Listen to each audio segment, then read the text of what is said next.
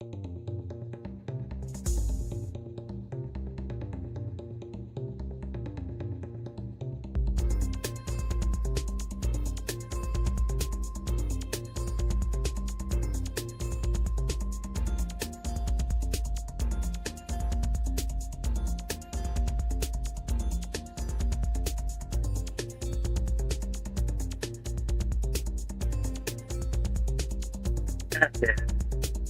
Set. Let's hit the main screen. And good evening, everyone. Yeah, another late night, so yeah, still trying to adjust. Especially since I'm going to be house sitting starting Friday, so that's going to be fun. Well, regardless, let's get to the new art scene. Oh, hello, Purple.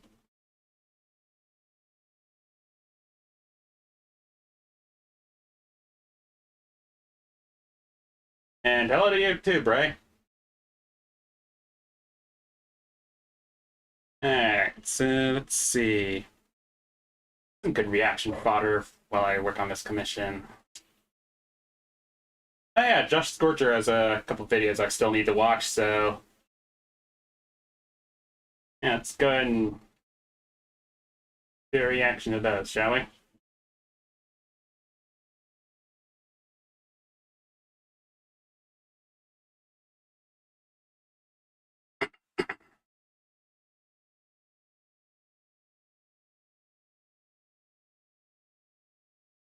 Alright, so this episode appears to be the top 10 fourth wall breaks in video games. Yeah, fourth wall breaks are fun, but they are very easy to just devolve into lazy writing. So let's see what the good ones are, shall we? I have a feeling I know what's going to make the higher spots.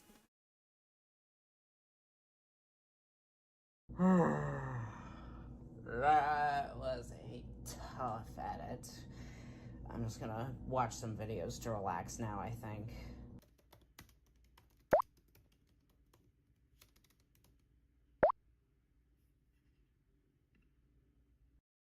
This. Oh, yeah. Oh, hey, Coolio. Gotta enjoy some meta humor. This video is brought to you by Glitch Energy, clean, crash-free energy and focus boost with delicious flavors. Use code JoshScorcher at checkout to get a significant discount off your order. Level up your game with Glitch Energy. No, I'm not gonna be listening to music. Unfortunately, I'm trying to keep copyright strikes off my channel, so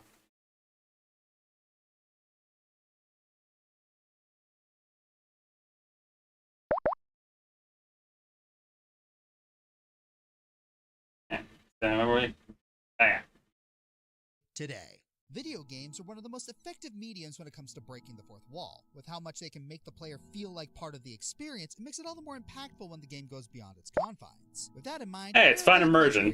Rules. How shocking, funny, creative, and or terrifying are they? Creativity takes priority over humor, and only one fourth wall break per game, saying the entire thing would be way too easy. And can we please get this set to full screen already? Thank you.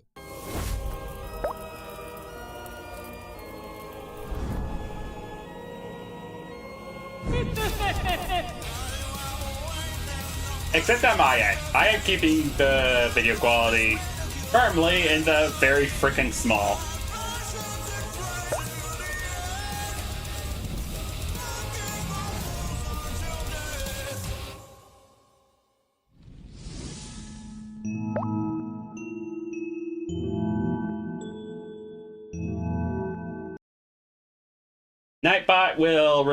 Nightbot refuses to yield to anybody, unfortunately.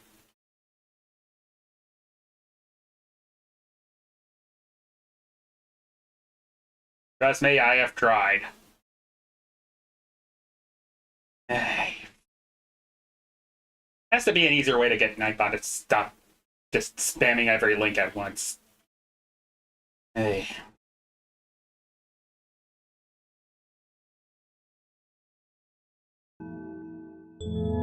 The Prisoner's Dilemma is a thought experiment wherein two people have committed a crime. Depending on how they confess to said crime, their punishment will be different. If person A blamed person B, person A gets a shorter sentence. It also works in reverse, and it gets more complicated when you factor in both people taking the same action. Now imagine having to put your life on the line. In Virtue's Last Reward, the nonary game requires you to ally or betray allies in a system themed after the Prisoner's Dilemma. Gain 9 points by doing so, and you can escape. Lose all your points, and you get the lethal injection. You never know when someone's planning to stab you in the back, or when being too ruthless results in you inadvertently betraying an innocent person. The pressure's on from the very start. No matter what option in the first round, it will always go poorly. You pick ally, Temuji picks betray. You pick betray, he picks ally. So go back and pick the flowchart to get the correct option, right? Well, doing that just results in another negative outcome. Then this happens. Sigma. Phi. I'm sorry.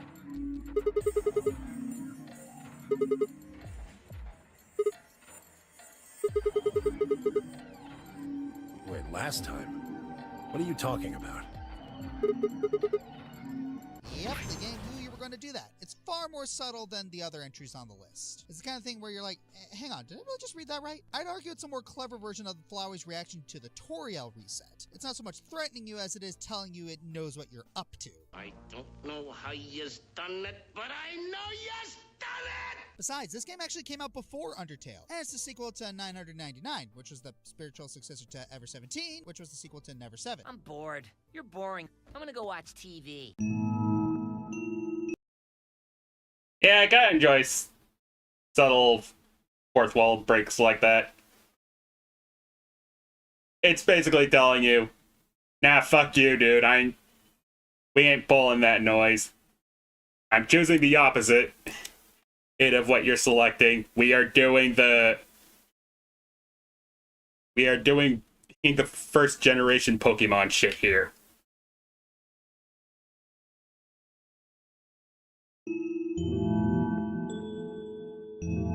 Oh yeah, I just realized this is one shot I'm playing. I really need to play that game.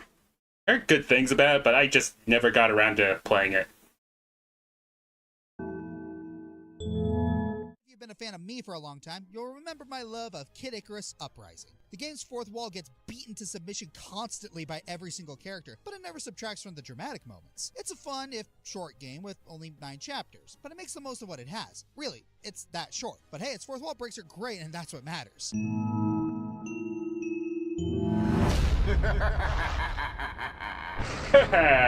I knew it. We all knew that joke was coming. I haven't played the game, and even I knew how that joke worked. Yeah, still watch the walkthrough. That still counts, right? Okay, yeah, it doesn't.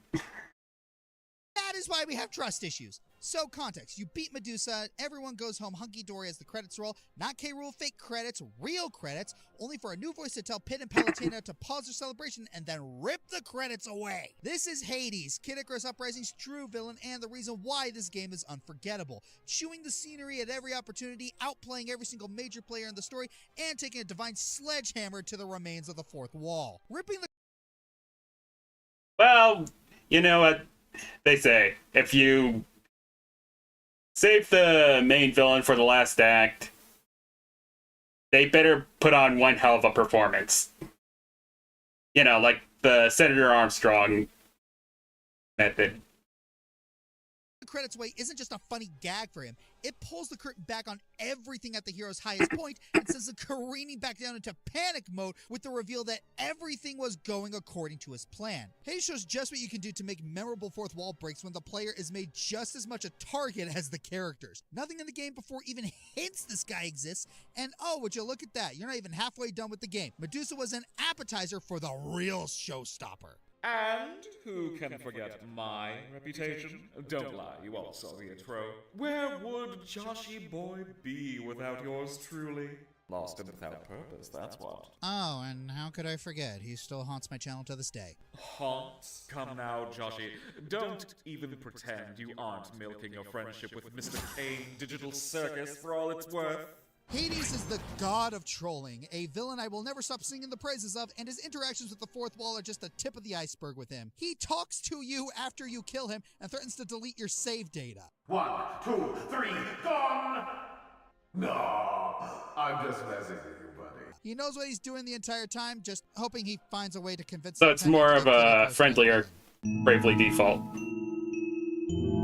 wonder if that makes the list. So, Nier. Yeah, you knew this was coming. Longtime fans of me. Oh yeah, Nier. Knew that I would. Nier was a fun fourth wall break, and also a fun game.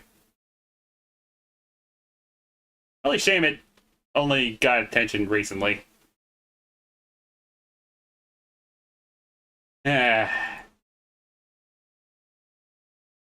Bring up Nier since some of you probably learned of this game or this twist through one of those old videos. Ah, how young and naive we were. Anywho, I'll start from the beginning. Nier has 4 to 5 endings you get by playing through the game multiple times. On your third playthrough, you will get a choice of 2 endings. You can choose ending C, which forces you to kill your companion Kaine to end her suffering, or you can choose ending D, which lets you save Kaine by turning her from a demon hybrid back into a full human. Now, why wouldn't you pick ending D, since that seems to be the better option? Well, doing so will require you to sacrifice your main character, and this isn't a simple sacrificial death. Your main character is, well, in layman terms, a bottle of memories given form. If he dies in this way, it will pretty much erase him from existence. Everyone will forget him, including the game. So, Let's get back to the point. okay, your save files get erased. Choosing NDD will force you to erase your save file along with your character. This will allow Kaine to live, but it will leave you with no record of your journey up to this point. It's a tough choice, but getting to this point usually means you completed everything in the game, so it's a choice that a lot of people make. You see a cutscene where all your saves and settings disappear and you're left at the same screen you see when you first booted the game. Starting a new game will have you start from the very beginning with nothing else showing, unless you're playing the 2021 remaster. Then ending E exists, which lets you play as Kaine and gives you a way to save your save file. I mean, yeah, it kind of ruins it, but it is canon. Duh. Ending E aside, the game forcing you to erase your saves to get an ending is evil, but considering who directs these games, you shouldn't be surprised either. In a way, I'm glad the remaster lets us get our saves back, since I hate to lose all that progress, but I still remember that original PS3 version that made me cry seeing my journey disappear to save someone I care about. Or you could just do the Undertale method of just erasing the game data from your library. And unfortunately, that's the fatal flaw of the erase your save data trick. You actually need save data to do it. Quite the paradox.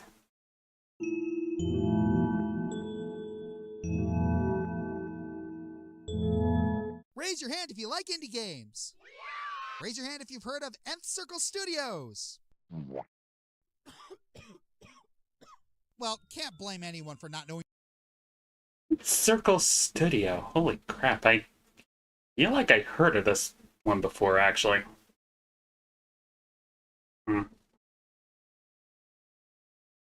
Every small indie studio around. Nth Circle Studio specializes in shorter visual novel games, such as their crown jewel in development, Of the Devil, or their game development project and the subject of today's segment, Model Employee. Something else about the games at Nth Circle, they all have some particularly...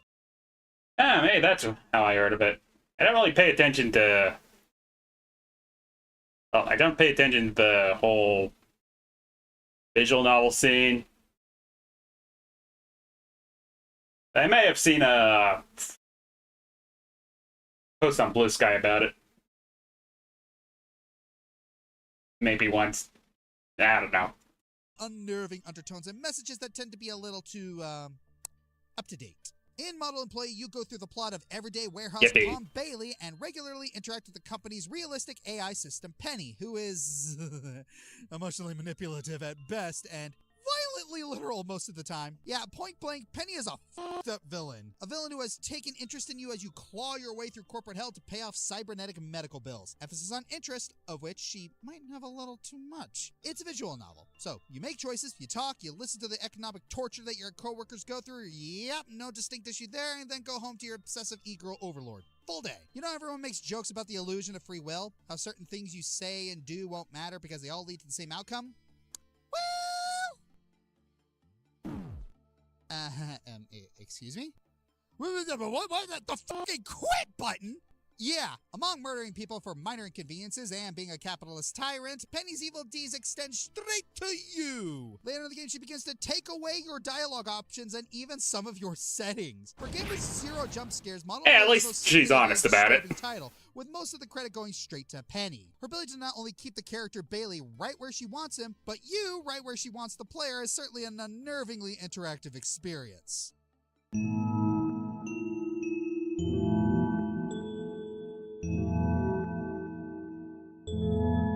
Picture it. Sicily, 1922. I mean, your console of choice, 2009. You just got the new Batman Arkham Asylum game, and it feels like a genuine love letter to the franchise and superhero games in Oh, yeah, I remember this. Scares along the way, but you're way over the halfway mark at this point when suddenly... What? No, please don't tell me the game broke. Are you freaking kidding me? It restarted? Now I gotta go through all this. Hey, wait a minute. Just a bit of context, one of the recurring foes throughout Arkham Asylum is Scarecrow, a demented scientist who experiments with fear gas that forces anyone who inhales it to experience horrifying hallucinations based on their biggest fears. Naturally, he's gotten to us more than once. He's played with the Bat's fears of failure and forced us to relive the worst day of Bruce's life. Because Rule of Thirds demanded it, Scarecrow gets one more chance to toy with the Bat.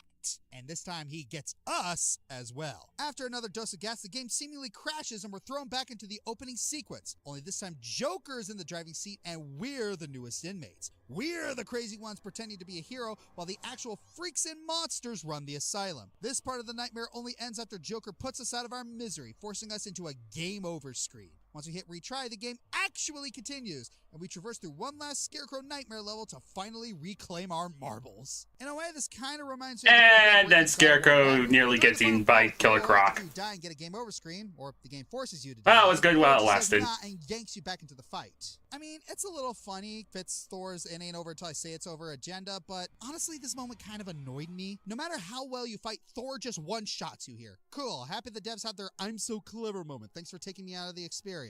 Inversely, it works a lot better here because of the fear gas. We've seen the effect of Scarecrow's brew at least twice before now, so reality is basically putty in his claws once you get a nose full, and at least it gives us the option to exit and walk away for a bit. You know it's effective because for one brief minute, they fooled us into believing that our system was fried before completely chokeholding our perception of who the true crazy one is around here.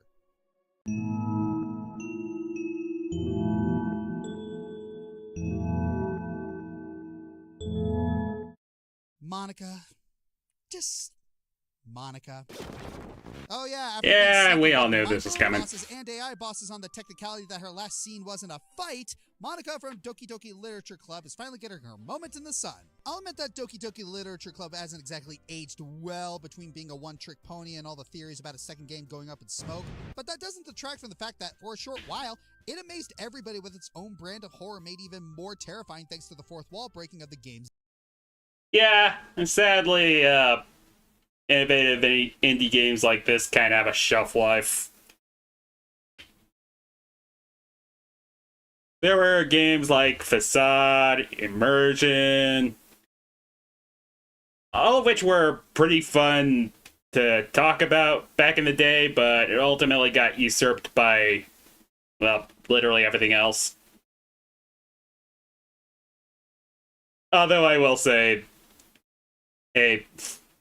although I did love to make the joke that the Slay the Princess was basically a visual novel version of Immersion, so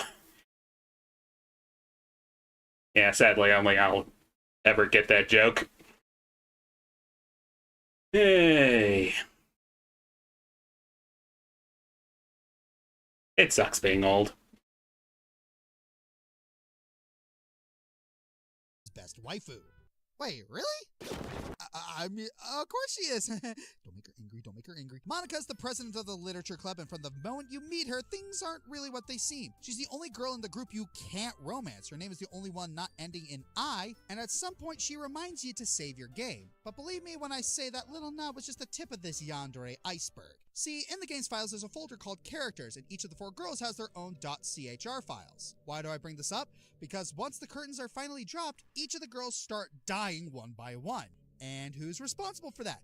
Why, none other than Monica, who reveals all in the game's final scene. Once she has you all alone in the vacuum of space, Monica reveals that she deleted the character files of each of her classmates. It's at this point that Monica reveals the full extent of her 4th wall breaking. She will address you by your Steam account name, and if you're recording a Let's Play or streaming, she will directly address the audience and give you a jump scare.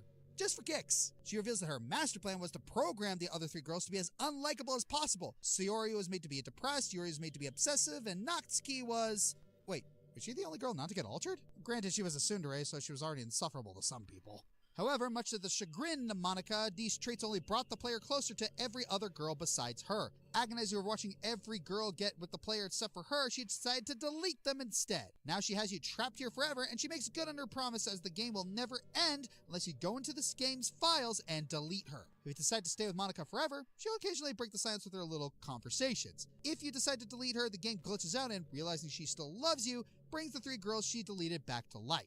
I could talk about how much the internet raved over this revelation and there, but I think what really makes this 4th wall break so good is how much depth it adds to Monica. She's not just some AI programmed by a human to fall in love with you, she's a conscious being with a genuine and passionate love for you. She has feelings, struggles, and very significant character flaws. Like, notice how she practically gives away how to defeat her?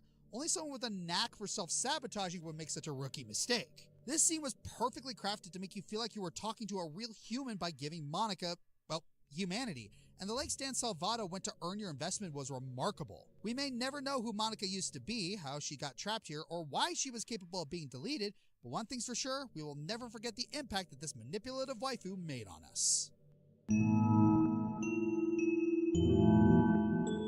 I personally blame vibe coding. Hey guys! Lamau. We're talking about Umineko again. Oh, goody! It's a roller coaster of an experience that refuses to be tonally consistent. On the one hand, it's a postmodernist epic explored the nature of truth, perception, and familial bonds. On the other hand, it's a tabletop campaign that went way off the rails. At the beginning, though, it's neither of those things. It's a fairly run-of-the-mill murder mystery with some possible supernatural elements. The first episode ends on an incredibly tense, ambiguous note that leaves you at the edge of your seat wondering what will happen next. And then you unlock the tea party. At first, it seems completely harmless, just a cute little non-canon epilogue to cool off before the next episode. Wait a minute, why did the music stop? Wait, why does Battler act like Beatrice doesn't exist? Why is Maria acting so creepy?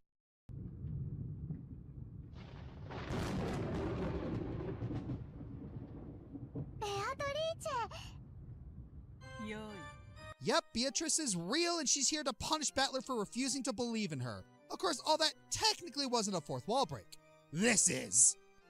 What a useless dream, to try and kill me despite being a mere human. Fire your bullets and they will merely reflect back towards you like a light off a mirror. However, there does exist just one way to kill me. You hold that method in the palm of your hand, though I doubt one as mediocre as you could ever pull it off. The game itself will taunt you for thinking you have power over it. This is a downright evil 4th wall break. It cleverly hides itself in a place where you think you'd be safe, only to horrifically subvert your expectations. And what makes you think you're safe as you are now, Joshua? Next entry!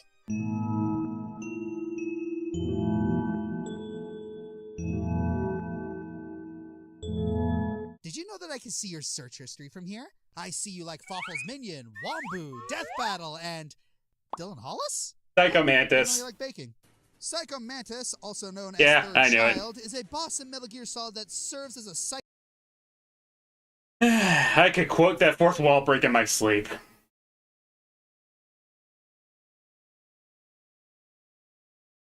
Yeah, of course, I also got spoiled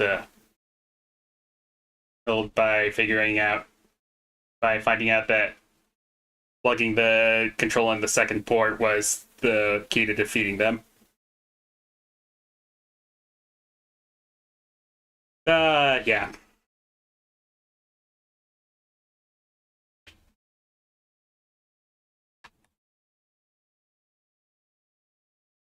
Gotta say, it was pretty clever for the time.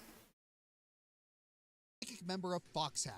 We don't get our first true encounter with him until his boss battle, but the impression he leaves is otherworldly. Psycho Mantis makes his psychic powers known not only by interacting with Snake, but directly with the player. He will read your console data and call you out on the games you play, which can vary based on what console you're playing the game on. You've been playing Super Mario Sunshine. On top of that, he will troll you relentlessly during this boss fight, messing with the volume settings, perspective, controller, and even going as far as to make you think he turned the game off or changed the channel on your TV. Additionally, he has paintings of the execs laughing at you at one point, but let's face it, they were probably pretty proud of themselves over this technological achievement. So how do you beat him? The only way you can move and fight him is by taking your controller out of the console and sticking it inside of another controller port. That's how you beat him. It requires such out-of-the-box thinking that most gamers wouldn't have thought about it unless they tried literally everything else. Or the game could just tell you. Oh, how the fuck was I supposed to figure that out? Colonel tells you. Oh, whoops. What? I killed him. You have to understand that up until this point, most fourth wall breaking was limited to funny haha moments of, lol, I can see you through a screen, Lamau, XD. And this is the first time a game character actually broke the fourth wall and required you to mess with your actual system in order to progress. You can experience this for yourself if you own the right hardware or have the right emulator, but that first I mean, it's Kojima, so are we really surprised? Often imitated, but will never be duplicated.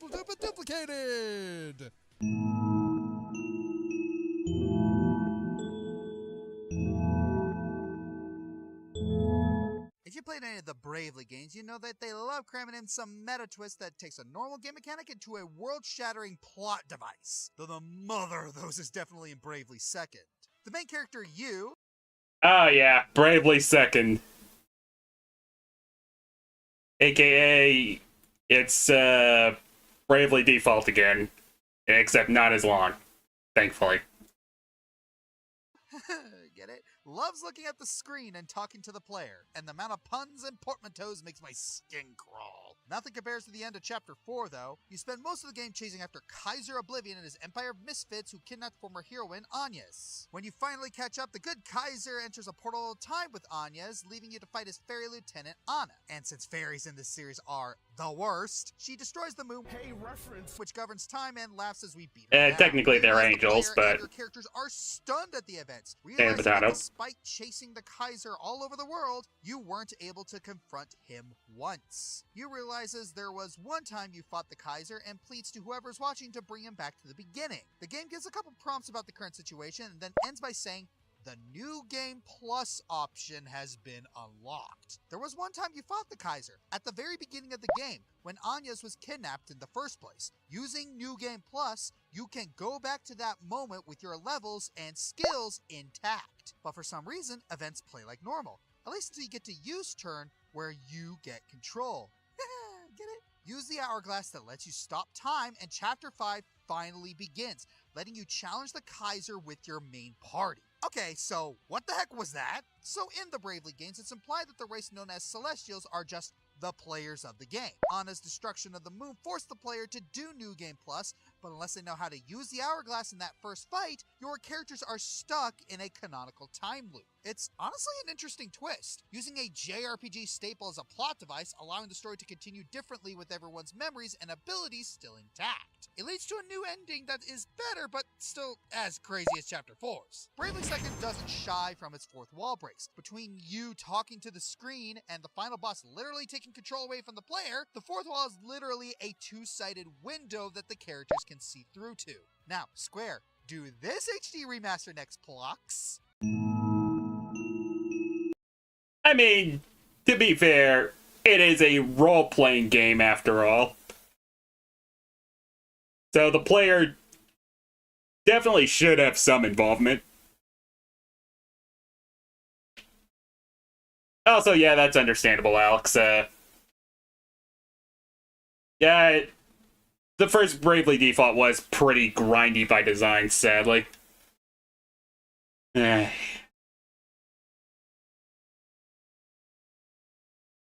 Getting to Ouroboros was a fucking pain.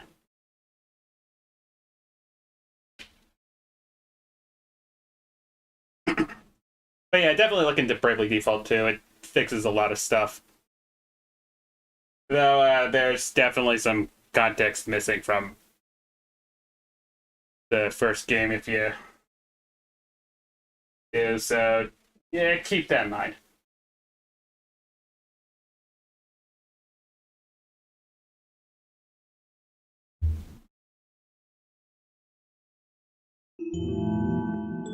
Okay, honorable mentions. Asmodeus, Pony Island. We talked about you enough. What else can we say? Pausing against Kronos, Hades 2. It's very clever. It's very funny. I fucking hate it because I needed to pause. Oh. You do not control the flow of time. Hey, you unpaused! That's cheating! Picket! I can't pick that up. Sam and Max hit the road. You try to pick up an unmovable object enough times and you make Sam cry. Someone give him a fudgy bar. Sanity effects, Eternal Darkness. Really clever at the time. Sadly now obvious due to technology advancing and, well, word of mouth. Ask me about Loom, the secret of Monkey Island. Subtle product placement at its finest. And by return, he's sick of being... And Dennis Nyack. UI manipulation, Void Stranger. Gotta love when everything in the game is a jigsaw puzzle. And I do mean everything. Yeah, let's, So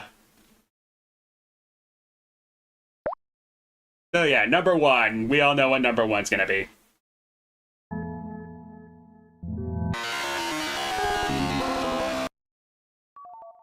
When Toby Fox released Undertale, people were blown away by its unique storytelling. Sure, fourth wall breaking games existed before it, but here was a game that not only knew it was a game, but weaved it into a meta-narrative about how we interact with games. Asking the question of if saving and loading were real, how would the characters react to it? In the No Mercy round, Sans exploits this fact to infamous effect, realizing the source of evil behind your actions.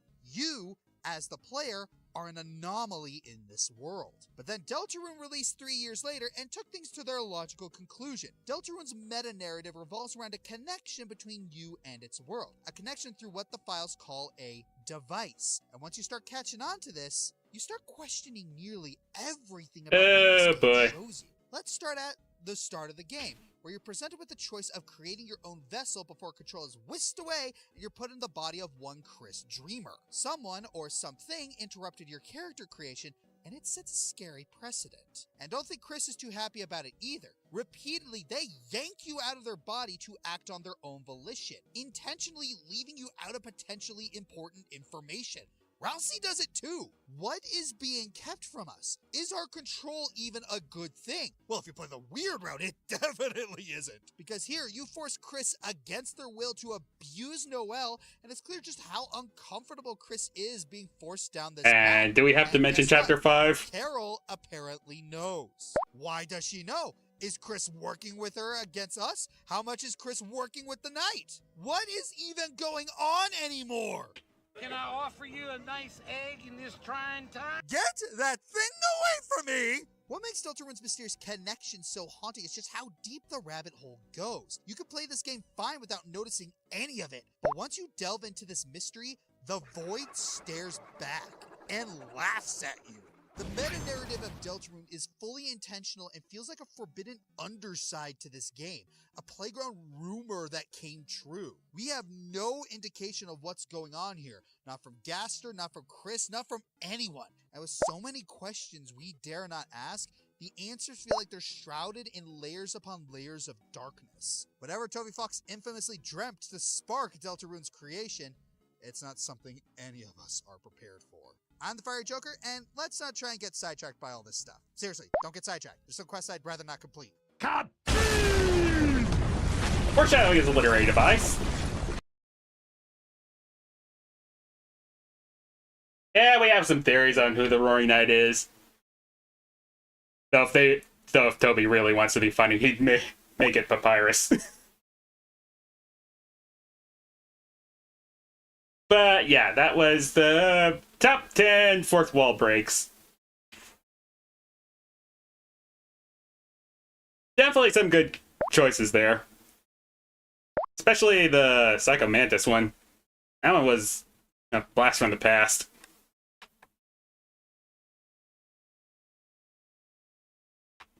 Alright.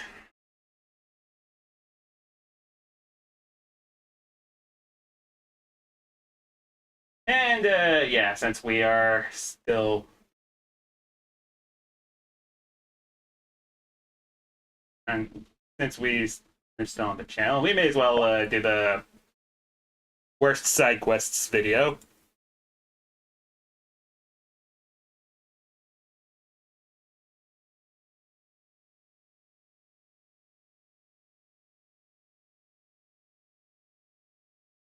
I kind of watched this one earlier, but it's still,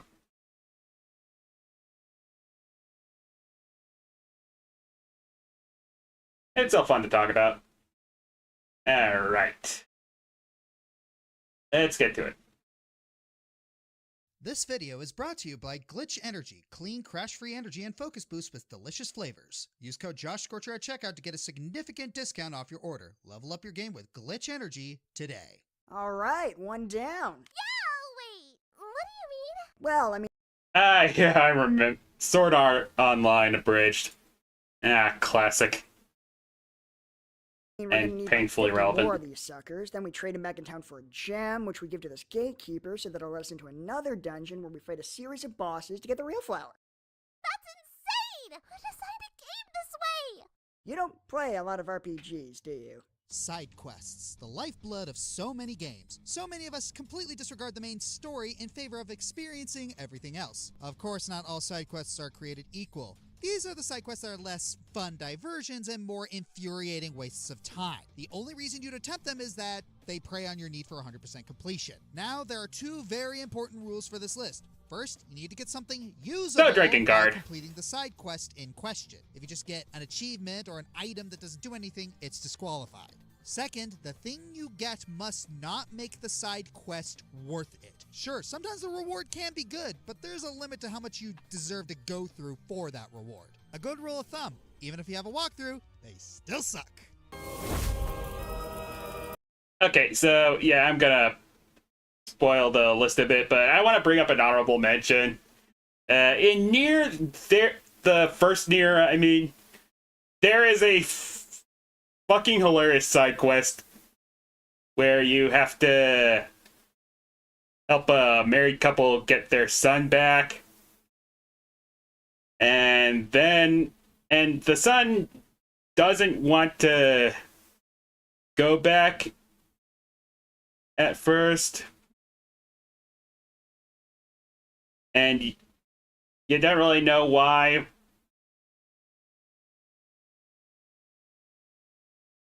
And then oh yeah, you have to go to different towns to find the son, by the way. So yeah, once you finish the quest, you talk to the parents, and they say that they'll give you a reward the next day. And so you wait the next day, and then it turns out the parents have ultimately fled, and they turned out to be con artists, and the son was actually trying to escape them. So, yeah, the whole side quest turned out to be a massive waste of time. And Vice, ultimately says, we got literally nothing but a lesson from this. Yeah, it was a massive troll move, and I actually have to respect the developers for that. It sounds like something Toby Fox would make as a one-time joke.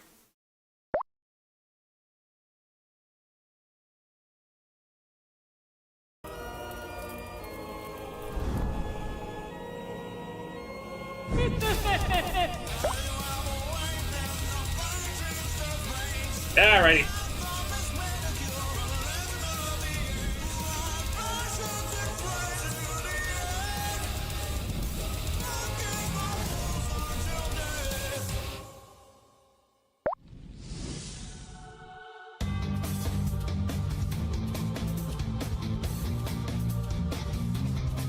The Xenoblade series is known for how absolutely massive each game is. If you're willing to experience everything they have to offer, each game can take you well over 100 hours. And no more is this more apparent than with Xenoblade 2. In addition to collecting every single rare blade, 7 of which require New Game Plus, each blade has their own affinity chart to fill out. And by far, no one is worse to fill out than Ursula. So if you're lucky enough to get Ursula early on, you might be wondering why nearly everything on her affinity chart is locked. Well, it's because you need to complete the steps of her blade quest. You see, unlike every other side quest on this list, there's no real difficulty associated with bearing her soul. Instead, it's an exercise in sheer patience. God give me patience. I think you mean give me strength. If God gave me strength, you'd be dead. Completing this quest requires you to do an insane amount of it's a valid point. Fully optimized, it takes around 4 hours. 4 hours! Now, don't forget just yet, merc missions can be done in the background. Hey, at least Angry Joe will be satisfied. Plus, doing so many for this quest gives your blades a ton of trust. But so does doing pretty much any other merc mission. Compare this to Cutie Pie. Yes, you have to jump through a ton of hoops, but she's one of the best blades in the game. As for Ursula, not really. In a vacuum, she sounds pretty good. Berry healing restores a ton of HP to the entire party. Snow Charm gives a strong barrier to the entire party. And Hide and Seek gives her a bunch of aggro reduction. There are just 3 big problems. 1, as a whole, healing isn't as valuable in Zen Blade compared to other RPGs. 2 in particular stands out because performing driver combos gives you potion pickups. 2, if you do need healing, it's generally better to just use crit healing accessories. 3, if you still need another healer after all that, Catalyst Scimitar is right there. Yes, you don't get them for a while, but given how long it takes to complete this whole quest... Anyways, let's move on before I lose my bearing on these puns. I rest my case.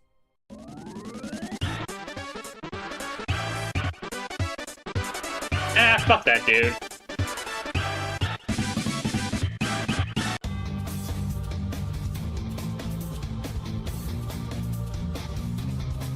Paper Mario: The Thousand-Year Door is highly celebrated for its witty writing, among other things. Admittedly, though, the game can get a bit too cocky with its humor. So much so it would attempt some bottom-of-the-barrel trolling that bleeds into the gameplay, and tries to laugh it off as a silly, fun moment.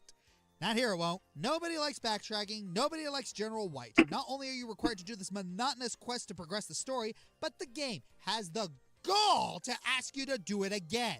Delivery Please has you take up a quest from Gold Bob of Poshley Heights to deliver a package to the infamous General himself. I would explain how the quest goes, but come on, you know the drill with General White. You try to find him in one spot, you're told he's somewhere else, rinse and repeat until you wake him up back home. It's not difficult, it's just insultingly tedious. The side quest edition has you play the exact same gag, step for step, and what's your reward? Not a badge or a star piece or even a rare item, just a pitiful amount of money that serves as a reminder that there exists another Paper Mario that does this quest better. Now, I know what you're thinking. What about the remake?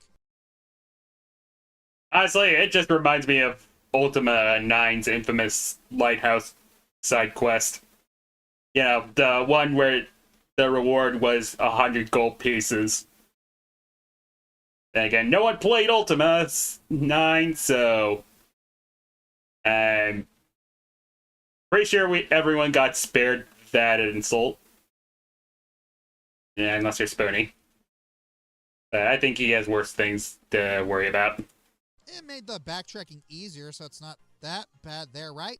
No, a remake's purpose is to make something better, not suck less. The backtracking being less bad doesn't change the fact that the side quest just recycles Chapter 7's lazy and repetitive gameplay. The audacity the game has to troll you with this instead of making Far Outpost a real level is just astounding. Gives the Koroks and Breath of the Wild a run for their seeds.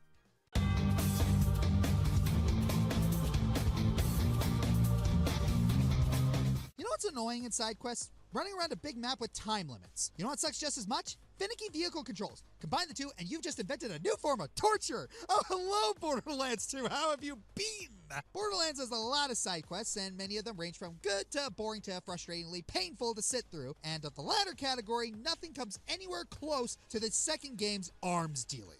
Arms dealing sucks. It sucks. Let's set the scene here. Dr. Zed, basically TF2's medic, has just placed an order from his local arms dealer and needs you to collect his shipments from mailboxes across the Highlands. The punchline to the joke is he ordered arms, actual severed arms, because, you know, he's basically TF2 medic. Now, all would be absolutely fine and dandy, and everyone would love this mission if it weren't for a teeny tiny minute detail that's just a slight wrench in the works. This is a timed mission, and you have 2 minutes, just 2, to run around a sprawling, craggy cliffside map filled with respawning enemies tied to the quest, and you only get 30 seconds for collecting these arms. There are 5 of these things in total, and they are not close to each other at all. Want to make matters worse? Say hello to finicky vehicle gameplay. These cars, while tanky and reasonably fast, control like they're on ice, slipping around everywhere, often crashing into walls, getting stuck, or even just falling off the cliff. They are not built for the precise driving you need to get around the Highlands in a reasonable time,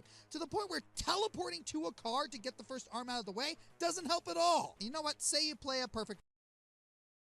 Okay, so I'm reminded of a side quest that's also infamous for a similar reason. It's apparently it's the cement quest from Tomb 2. Basically, what you do is deliver wet cement to another side of a mine shaft with a very strict time limit. How strict is this time limit? You only get 52 seconds, and that's it. Which doesn't sound bad at first, but then you get to the however, that is a very, very strict time window. So strict, in fact, that the cement winds up drying out, like, I think 15 seconds before you usually get there. And you want to know and that would be bad enough if it wasn't for the other detail. The minecart section is infamously awful to control. Like, insanely bad.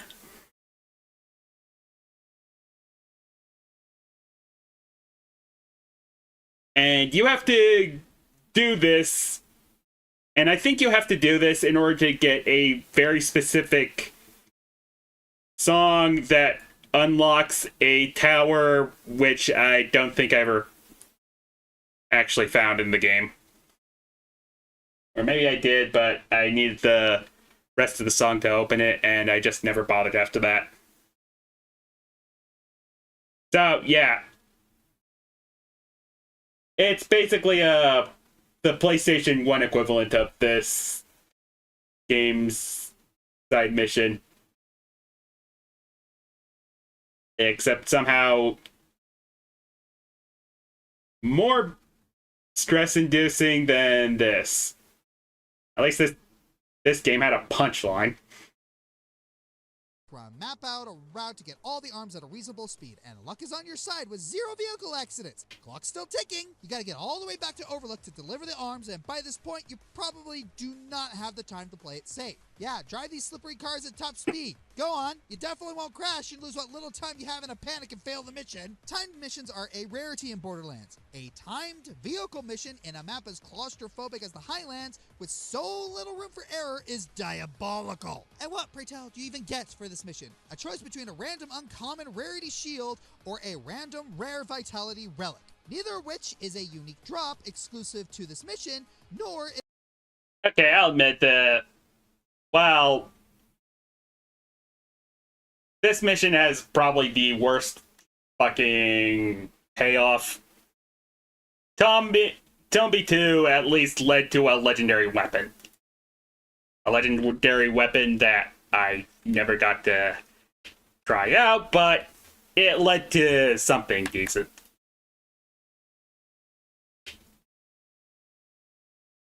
Obviously, I never really needed it since I just finished the game without it, but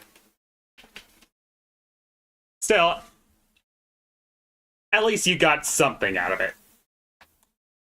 Unlike this game.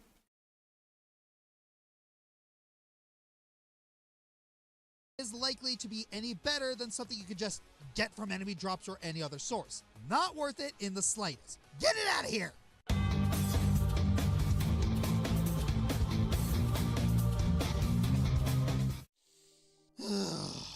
Silk Song. It's one thing if a game wants to be difficult. It's another thing entirely when it takes way more liberties to do so than necessary just to push the limits of what players can put up with. The Citadel is full of really tough enemies that can make or break the pacing of the game for players. And if you want it to get easier, you'd better get those pale oils to power up your blade, one of which is locked behind the side quest, Great Taste of Farloom. The premise is you gotta get the Citadel's caterer 5 rare ingredients so he can make a meal fit for his master. Some of which takes so much work that you pretty much have to get far into the game before you can collect them. First, there's the Mossberry Stew. Thankfully, you just gotta talk to the Moss Druid and she'll give it to you for free. Knowing this game, I expected her to make you collect more moss berries. Second is the Vintage Nectar, which is not free, since you gotta Hey, you know what they say. First hits for free. Bartender to get to his cellar, but lo and behold, there's more to it. Hunters everywhere. Third is the Cresta, which is located all the way in the sands of Karak. Hope you like complex pogo platforming, because otherwise, this is your nightmare. Fourth is the Pickled Muck Maggot. It's in the incredibly annoying Sinner's Road, crowded with spikes, roaches, and flying assholes. Oh, and the boss that has it shoots biowater projectiles at you. If you don't have the Wreath of Purity, get ready to be force-fed with this super suck. And finally, the Courier's Rasher, a piece of meat that can not only break, but also rot away if not delivered in time. And you gotta make it all the way from Bellheart to the Citadel. One mistake, and it's back to the start you go. Sure, with enough experience, you can get good enough at the game that some of these things aren't too much of a hassle, but we're still being made to tumble through so much to make a tedious part of the game just a teensy bit more tolerable. Probably becomes more tolerable if you play Final Death by Fantasy Zervioli. After years. And I have a funny lead-in. People really don't talk about this one. One thing I can give it is that for a it reason. might have the record for highest number of missable characters in the entire series. I don't mean secret characters. I mean that certain characters can die if you don't... Yeah, honestly, this game just kinda exists. I think the reason no one talks about it is because, well, do you really talk about a Disney sequel unless someone brings it up? Yeah, because this is basically the JRPG equivalent of one.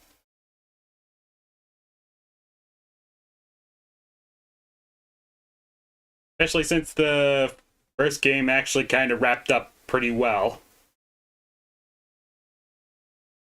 For all the faults I give this...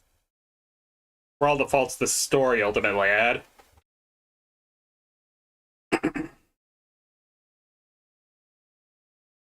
Make the correct decisions. How many? 7. Provided you have a walkthrough, though, most of them aren't too difficult to save. And then there's Calca and Brina. Towards the end of Rydia's tale, Luca is forced to destroy them in order to repair the airship. Wait, what? They're robotic dolls. Okay.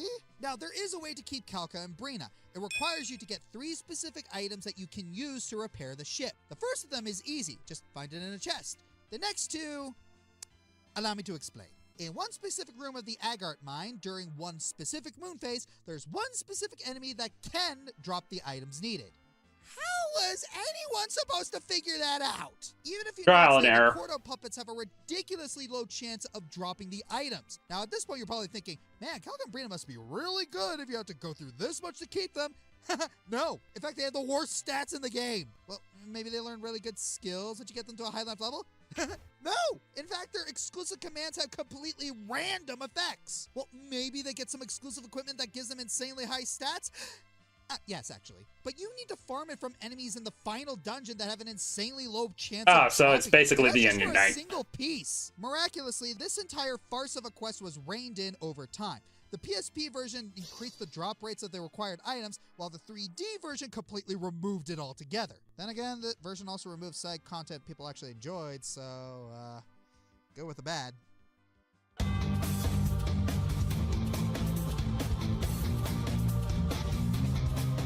a relatively straightforward game like Live Alive, you wouldn't think there would be a chapter large enough in scale and playtime to warrant a side quest barring the finale. But the game can always forego that by making the quest an optional part of the core gameplay.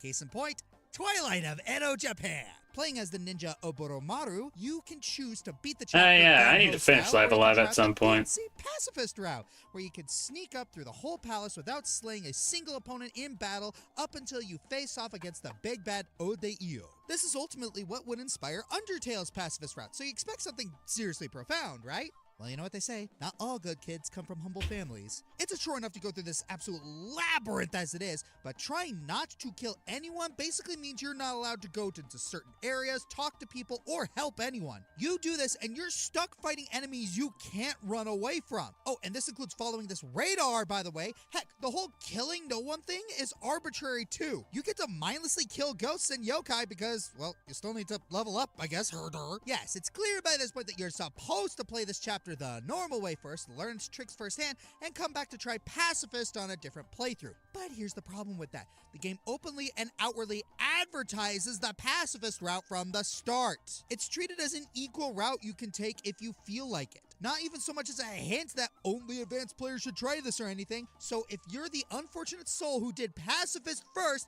have fun with all the obtuse riddles and big story beats you're forced to skip. So what's your reward for beating this quest? The second strongest sword in the game. Yes, second.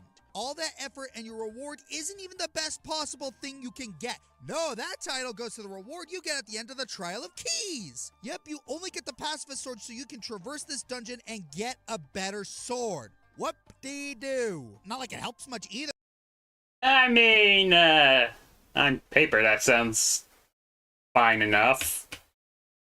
But yeah, considering all the hoops it just kind of described, yeah, probably not. Because Trial of Keys is yet another confusing maze, and your main way of navigating through it is unlocking doors using keys dropped by enemies you can only find via random encounters. Yes, you heard me. Getting through this requires no strategy, no problem-solving skills, just RNG. Just call the dungeon Trial of Errors at that point. Seriously, out of all the ways you could have tested Oboromaru, a cool character with a fun kit to play with in both combat and overworld, you just choose to have him Moon Knight his way through all his problems? Come on, he deserves better than this. So yeah, I'm putting both Pacifist Edo Japan and Trial of Keys on here. They both commit the cardinal sin of breaking every rule of good game design, as well as making a tedious chore out of playing as a bad ninja. Neither quest is complex in a good way. They just make you feel like you're playing Sticker Star Light. And all that is just the remake. I don't even have the strength to cover how much worse the original was. Yeah, probably the best. Tales of Graces was a pretty big step forward for the series in terms of side quests. Only 2 of them are missable, and the vast majority of them are just a matter of giving an item to an NPC. These are generally worth it since you get plenty of titles and SP. Then there are the quality requests. These require you to get weapons to a specific quality. Even with a walkthrough and a fully optimized farming setup, getting the shards for them is absolute murder. Getting just one alone can take well over 20 minutes, and then you remember that there are 16 of them. And for doing all that, you get to fight that gentleman. Who is a complete letdown. Aside from the fact that he's one of the only enemies in the game with no weakness, he's also just a palette swap of another boss. So what do you get for beating the gentleman? The genius staff and a material to make one of the ultimate weapons. Sweet!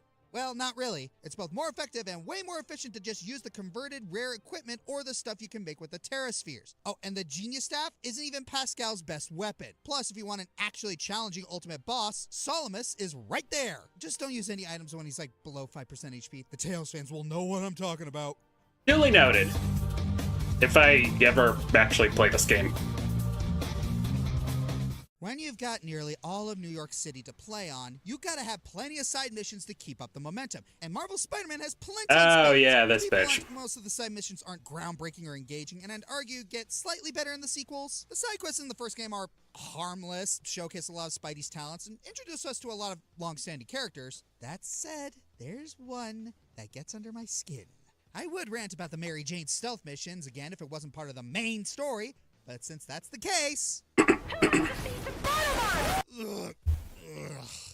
Yep, Her again. Screwball. Had a very heated discussion about her and annoying boss. Cringe. Brief. Really annoying social media villain. Basically everything you hate about fake influencers. Shrill voice that makes you want to scrape your ears away with a cheese grater. Need I go on? She had a single side mission in the main game where she trolls Spider-Man with a fake kidnapping rescue mission. It was fine for what it was, with Screwball herself being the most annoying part. But then, she came back and practically took over half the City That Never Sleeps DLC. Her quests are pretty similar to Taskmasters from the main game, where each challenge tests you on web slinging, gadgets, and combat. The only difference is that Screwballs have a little more variety, and they interrupt the action with annoying photobomb quicktime events that try and boost your score and earn more tokens to craft stuff. Unless you're in dire need of the crafting points, you're not missing much. But then, the quests culminate into the stuff of nightmares.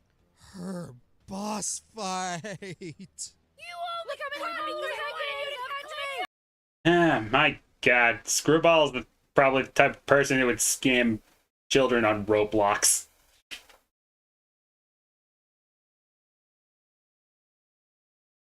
Oh yeah, I definitely mean that.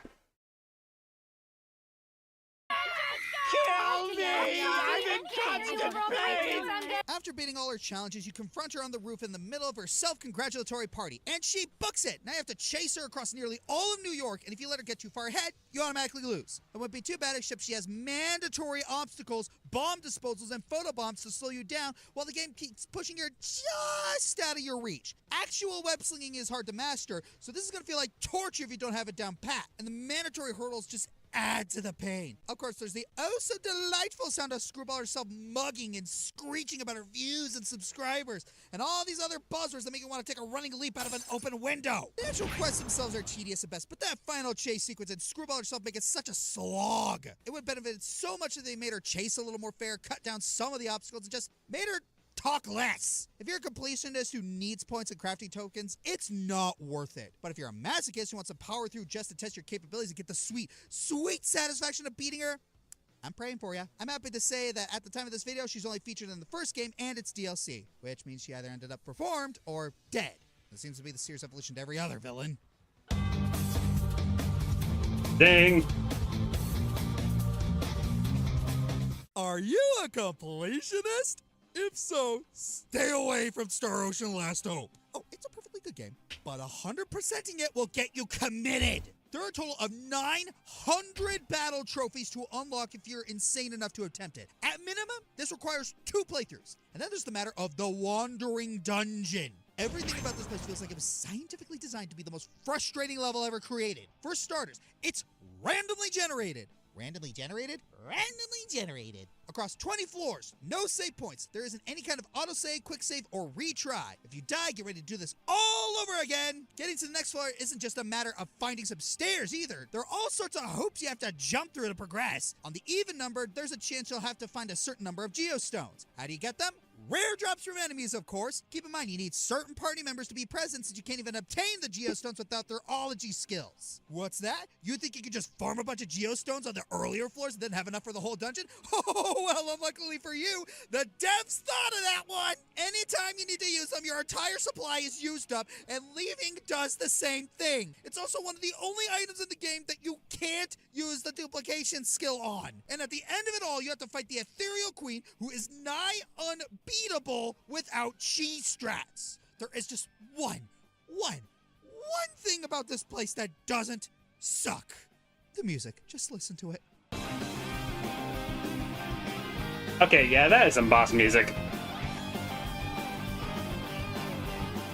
And not boss music, I mean That belongs in actual Dynasty Warriors. Why can't everything else be as close to good as this? good. Oh, that's dishonorable mentions.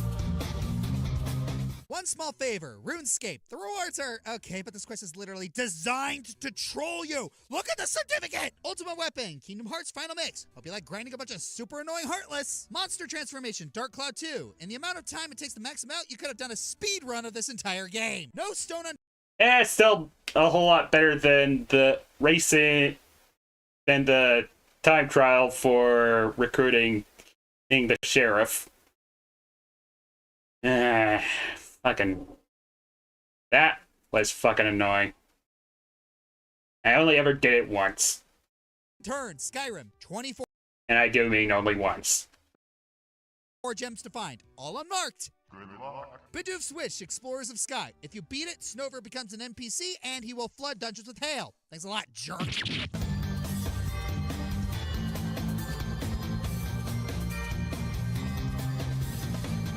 Dragon Quest IX, one of the less discussed games in the series, probably because... Oh yeah, right. I had Dragon Quest IX a while back. All I remember about this was... that was grindy as shit for seemingly no reason. The only main series game to never get any kind of re-release. Come on, Square. Anyways, 9 has an absolute monster of a post-game. If you're insane enough to tackle everything, it can easily take over 100 hours. And nowhere is this more apparent than with the ultimate equipment. To fully convey to you how ludicrous this is, I decided to recreate the experience in video form. So let's see what we have to do here. You can't be serious. This isn't the plot of a South Park episode. Yeah, like I said, it's very grindy. Satirizing MMOs? Well, here we go. Okay, you need to complete a ton of randomly generated dungeons until you get a map for a high-level one. Okay, you need to keep doing the high-level dungeon over and over again until you can get the weapon at a rate of 1% per chest. And there's a 15% chance that it'll just turn into a mimic. Woo! That was rough, but I'm finally done. Wait, that's just the base form? Then how do I power it up? Okay, you need to fight one of the ultimate bosses over and over again until it drops the orb. The best possible chance is 10%. Okay, you need to buy 4 magic waters. Okay, you need to get 4 royal soils. Okay, you need to get 12 nectars. Okay, you need to combine those 4 to make 4 sages elixirs. Okay, you need to get 12 even cloths. Next up on the list is that you need to get 12 Brighton rocks, and we're nowhere near done. This is only step 9, folks. Okay, you need to combine those. My god, there were far less steps in Minecraft mods than there are in this side quest.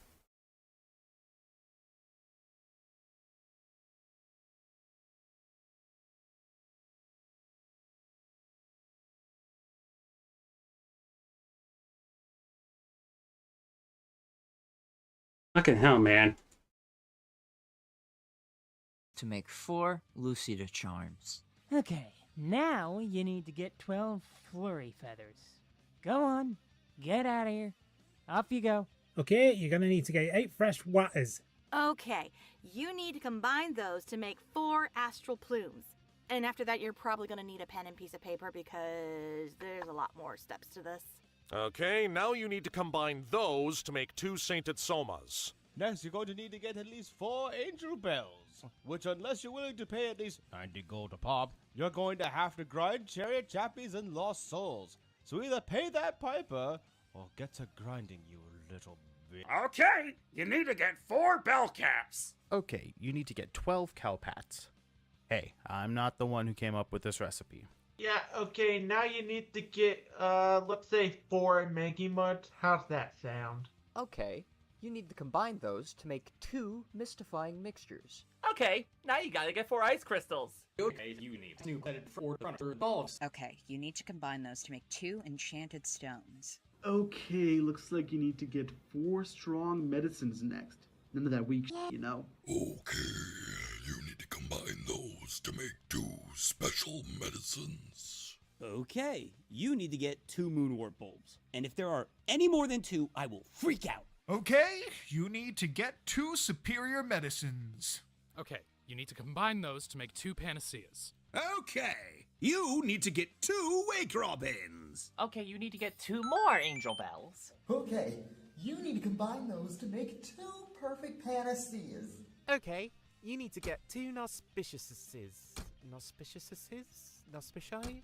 2 Nauspiciouses. Okay, you need to combine those to make 2 ethereal stones. Okay, you need to buy a chrono crystal for 50,000 gold. Okay, you need to combine those to make an agate of evolution.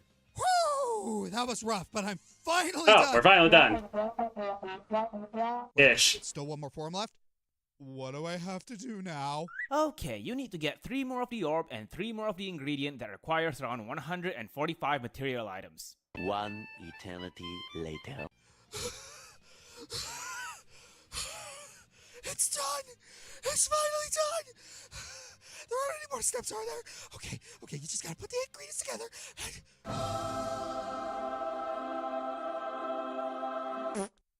You can't be serious. There's only a chance of it progressing to the ultimate form! Okay, this is fine. I'll just reload my save and it automatically saves. Fuck it. I'm buying the action replay.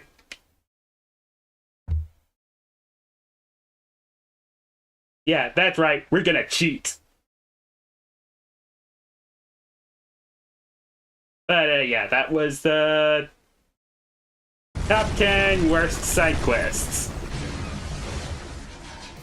Eesh.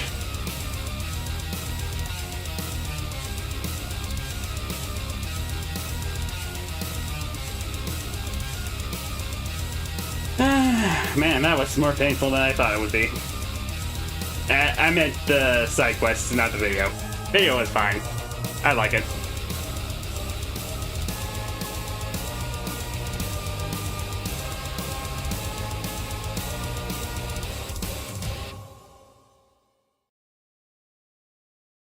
All right.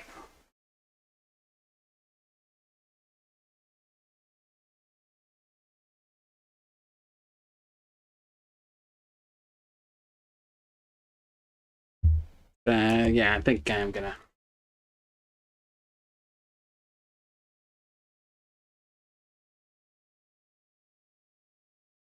And second one, I have to take care of him real quick.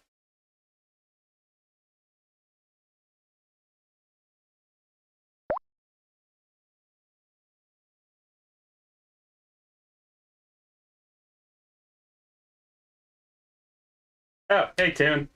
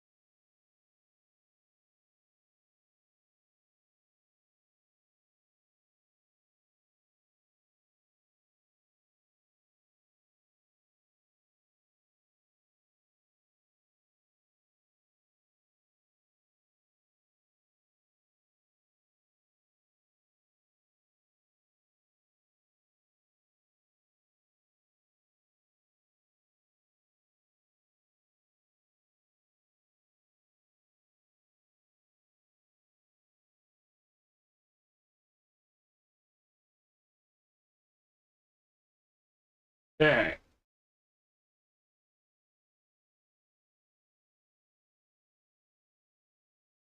Yeah, sorry, I had to find a reference real quick, so.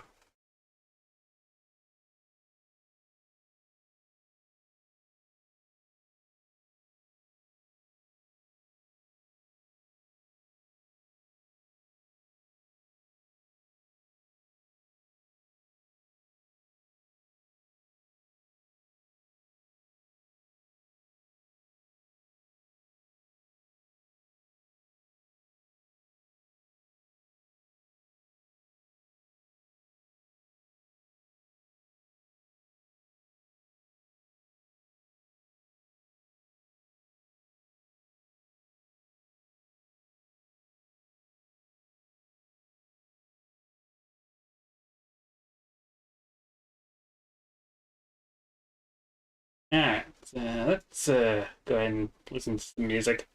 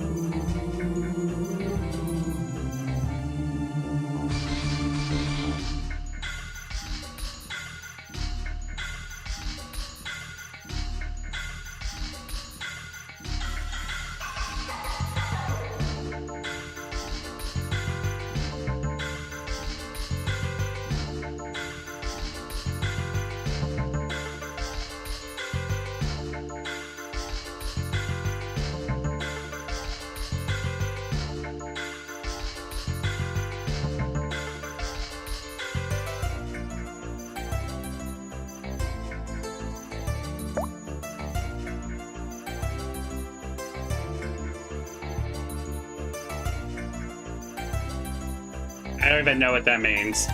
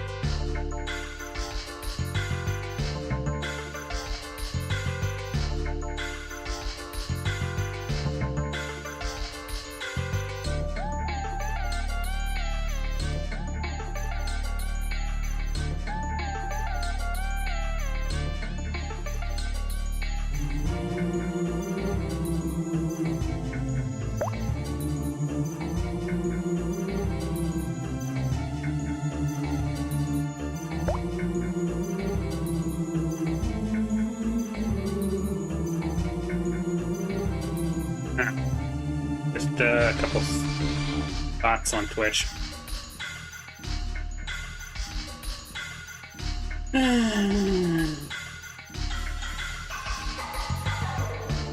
Take those.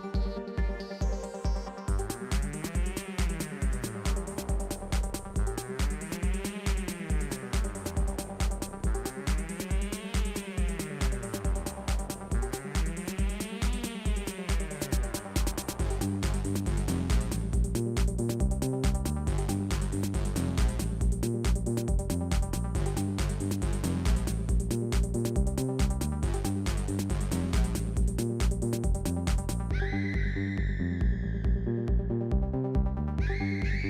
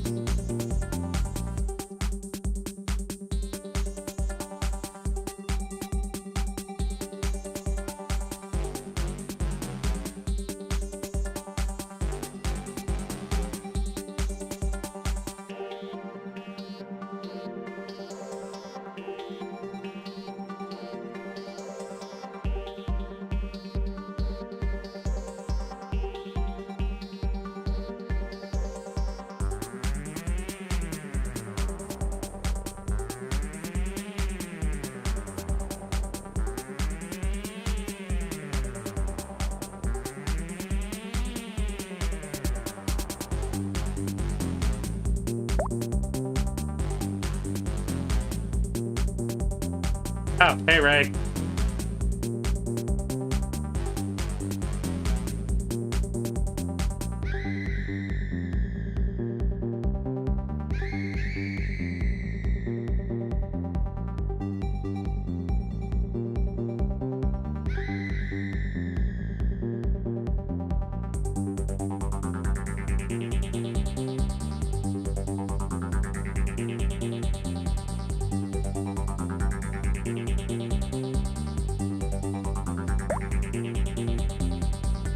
I'm doing fine.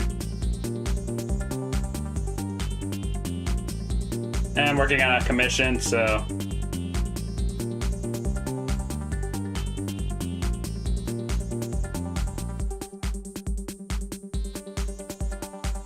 that's fun.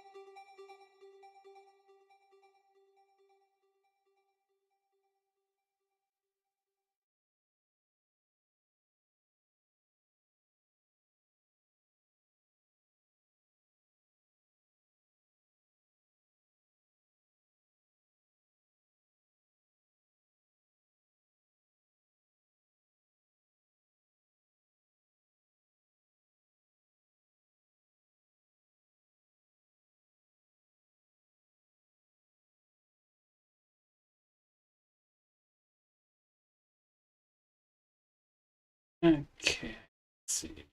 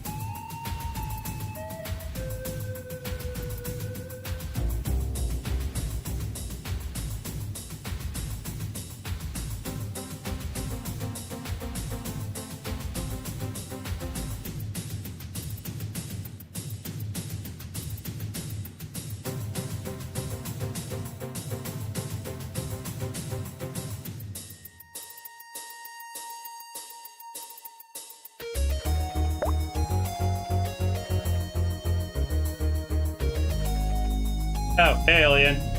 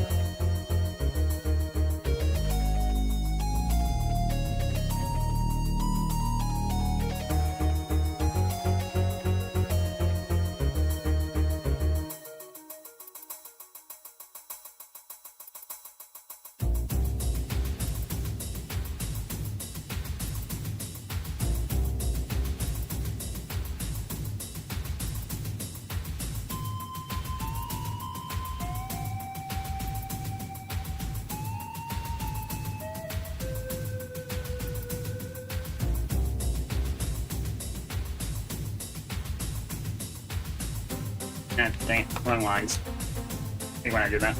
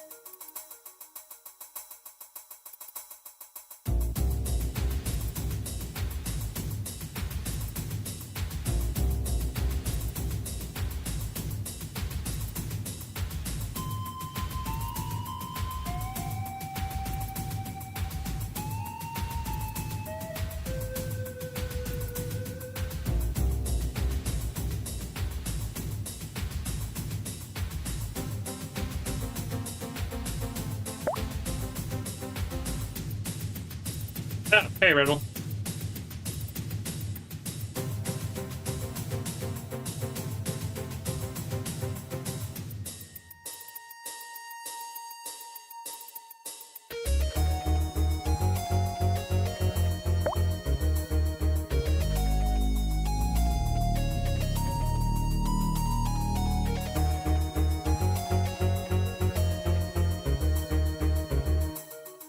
Oh, that's not cotton candy. That's asbestos.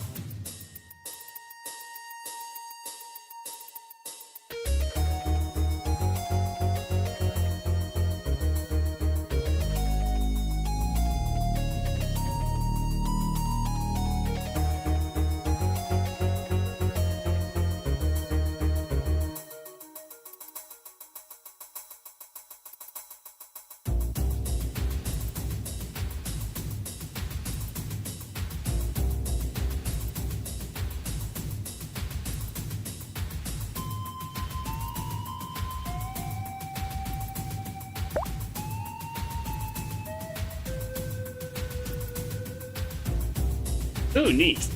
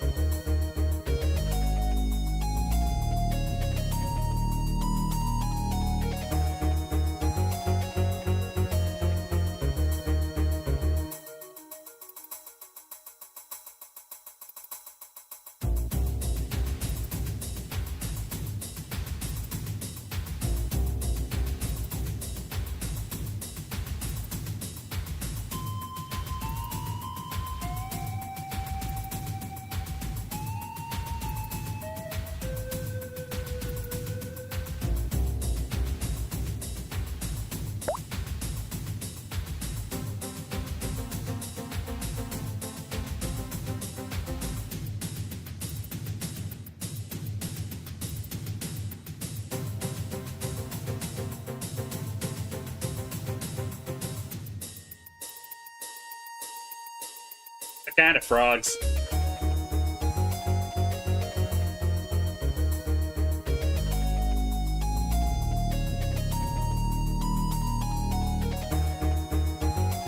Because I definitely know frogs are real.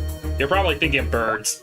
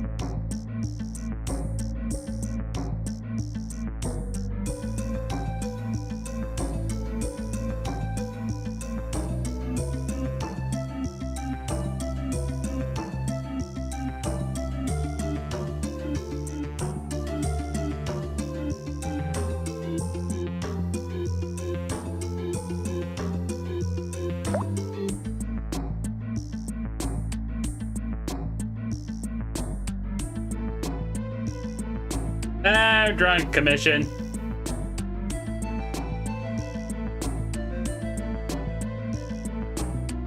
Someone wanted their queen conjoined deers drawn, making their pony toys kiss. It makes as much sense in context.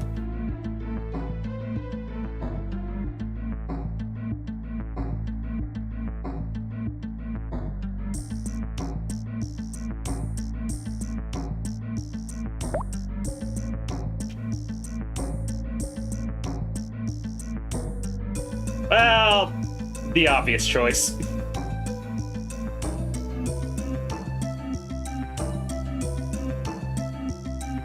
And don't worry, the Lyra one doesn't have a special hole in the back.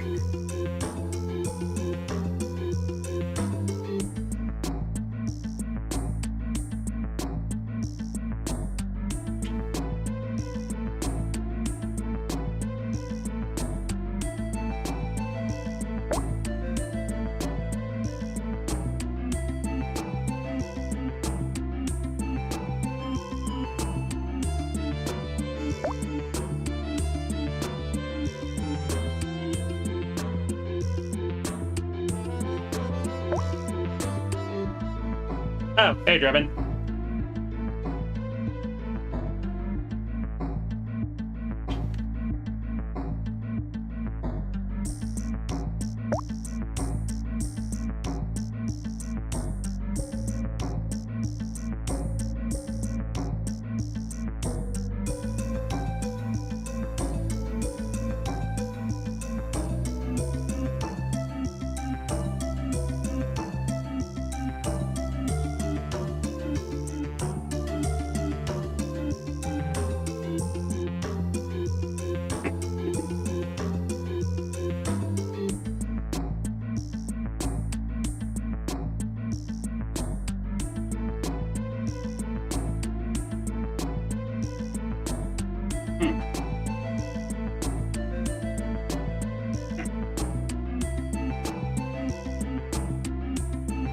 Yeah, I'll get to that in a second.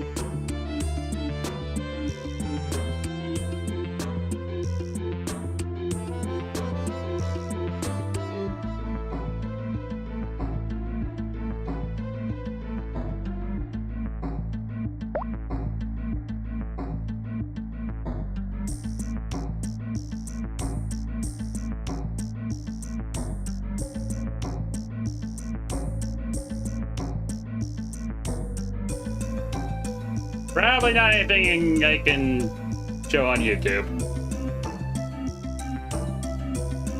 I'm out.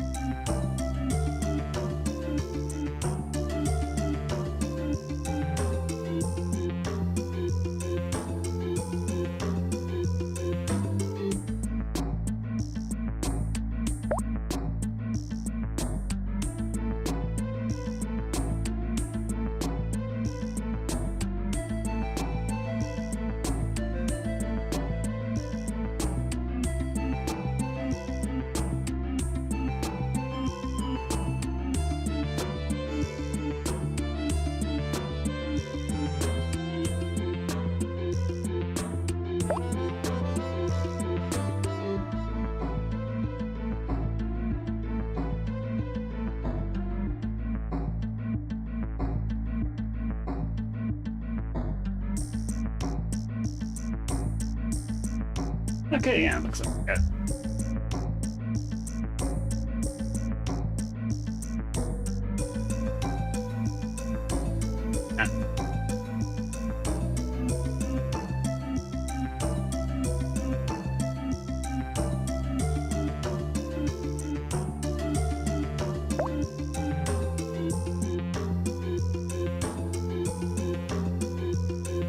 Yeah.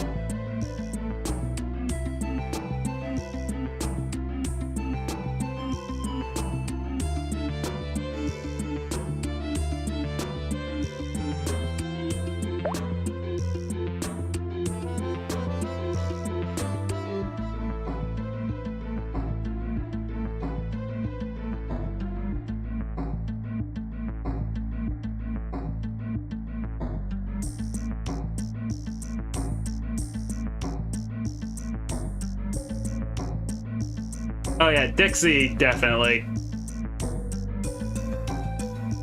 She actually has helicopter hair.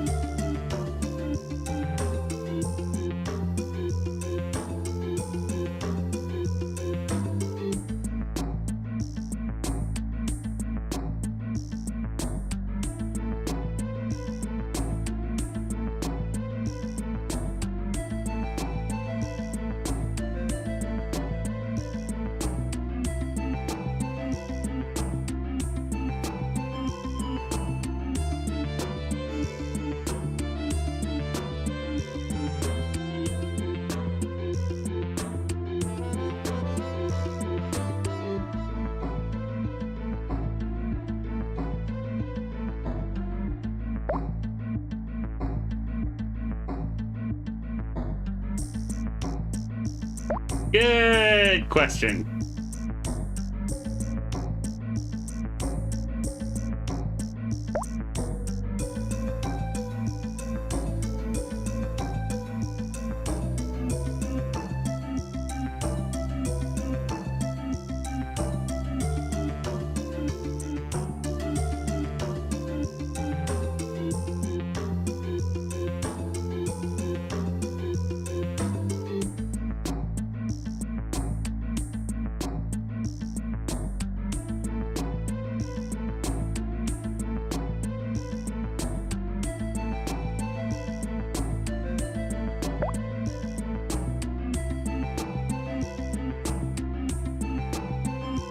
Probably a Vampire Survivors like.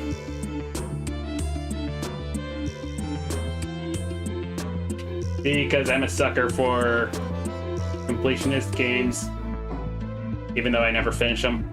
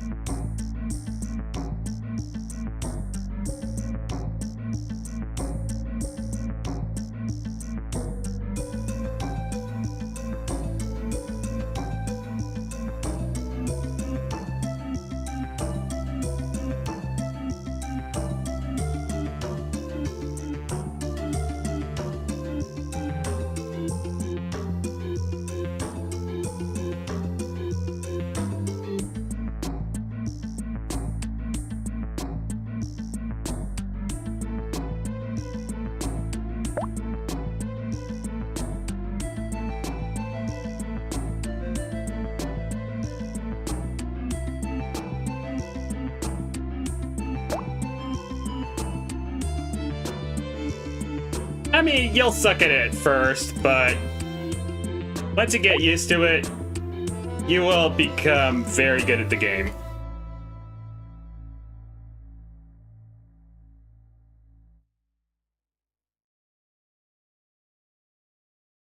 Next.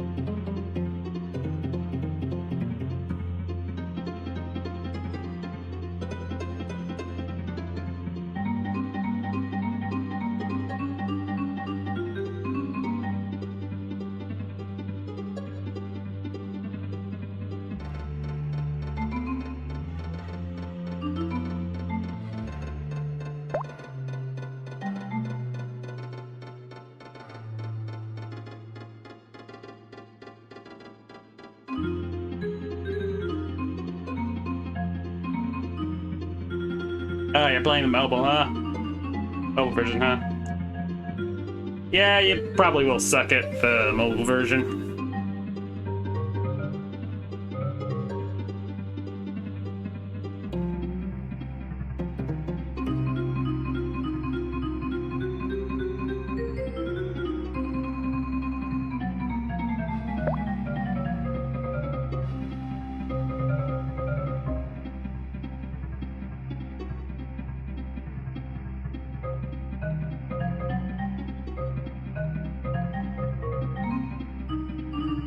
Oh yeah, the Game Boy Color Yu-Gi-Oh games. Probably should play those at some point.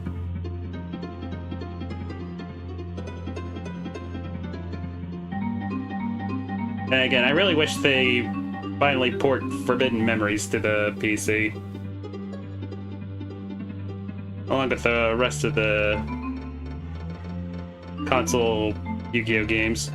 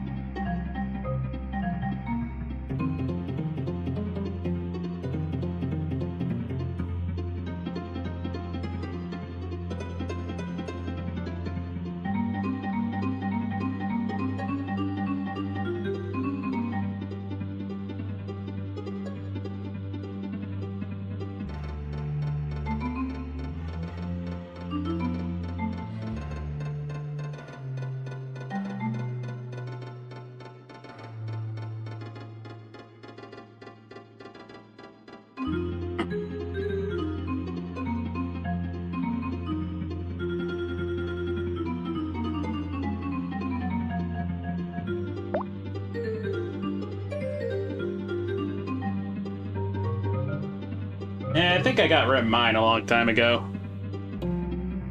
Probably wouldn't be any good nowadays anyways. Especially with how much of a clusterfuck that game became.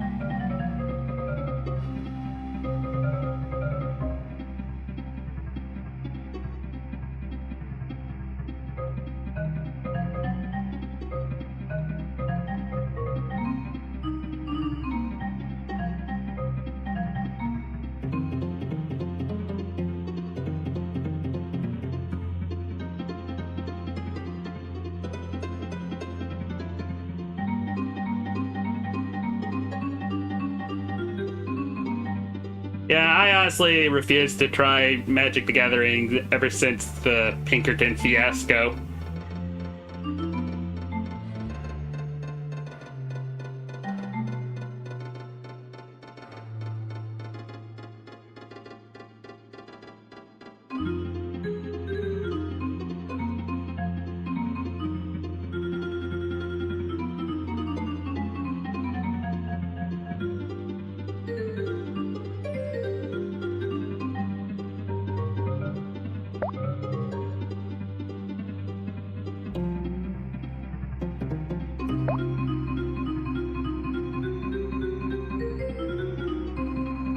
Oh, you never heard of the Pinkerton fiasco?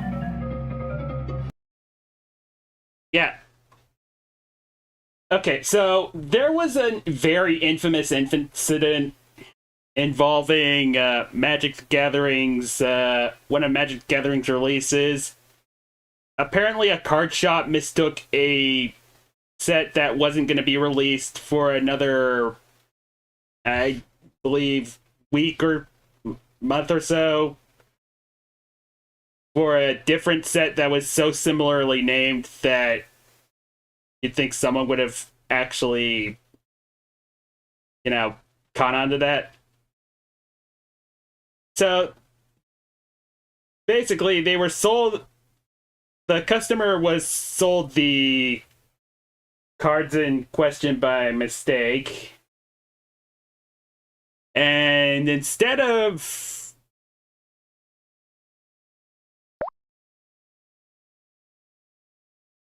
Yeah, instead of WOTC, he sending a lawyer to politely yet firmly ask for the cards back, like any sane company would do. They just sent the fucking Pinkertons. Yeah, needless to say, that incident became a massive blemish on the company ever since.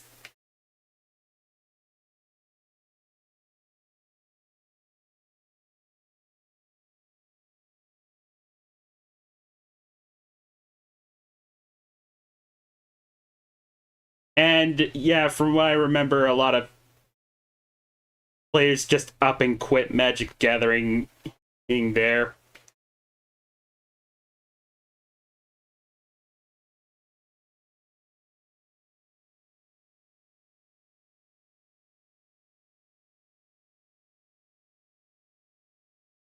It was also allegedly one of the contributing factors to the decline in sales, but I have no way of proving that, so take that claim with a grain of salt.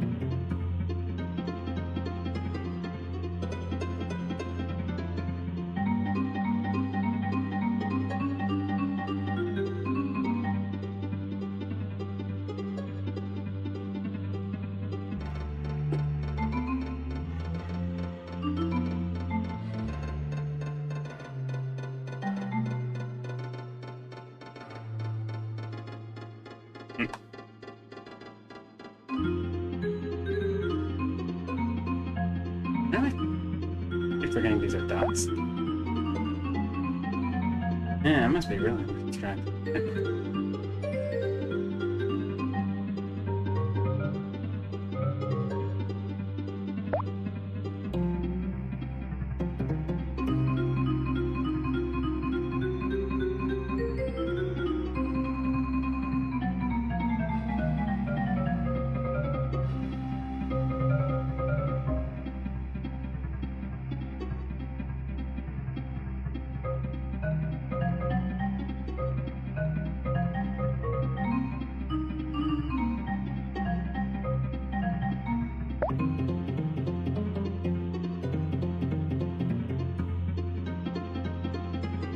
Oh, hey, Bam.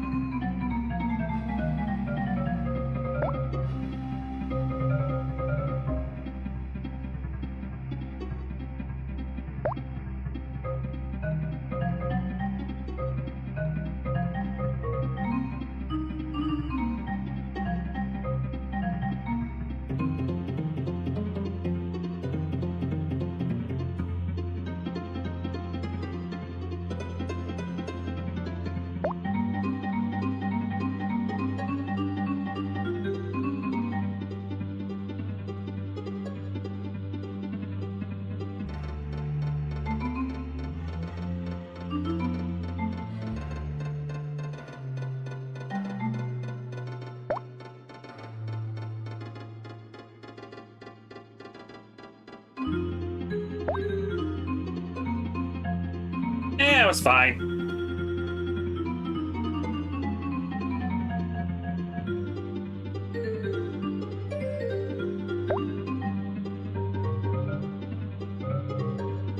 Still was a hassle to adjust my schedule, but yeah, I'll get used to it.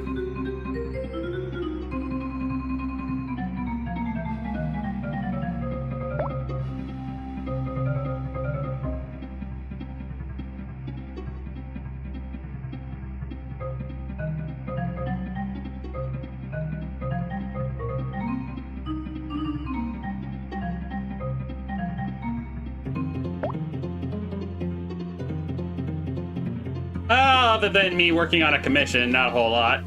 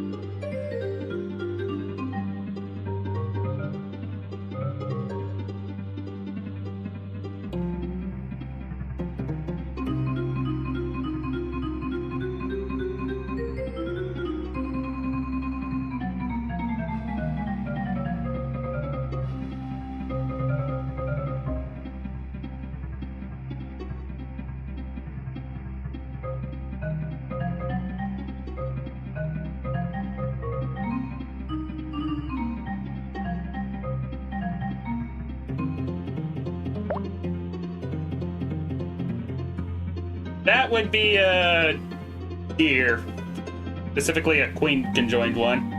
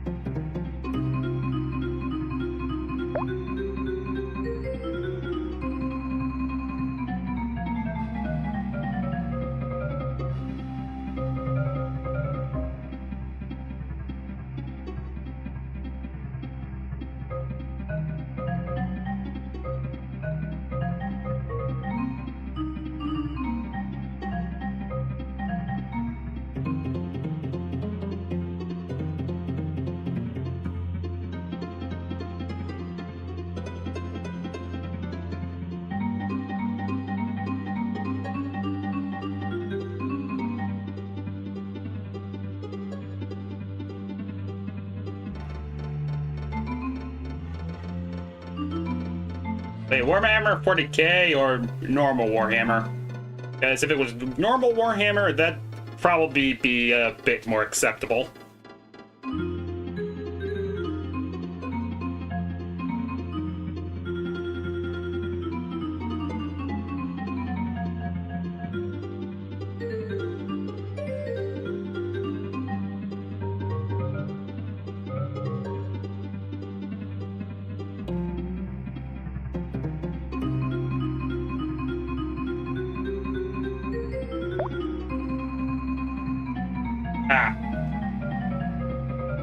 Then, yeah, it makes no sense. I agree.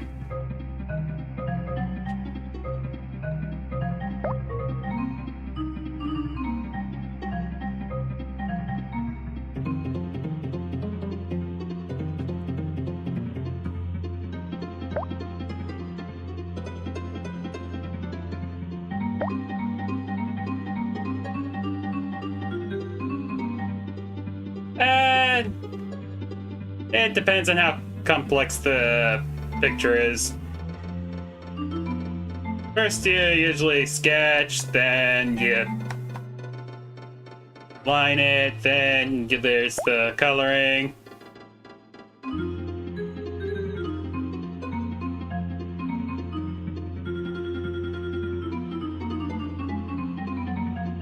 You know, all that jazz.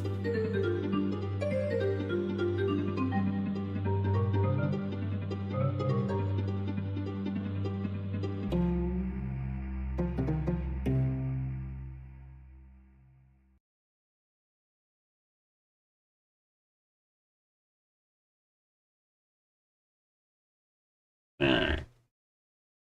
Now I can get to the eyes.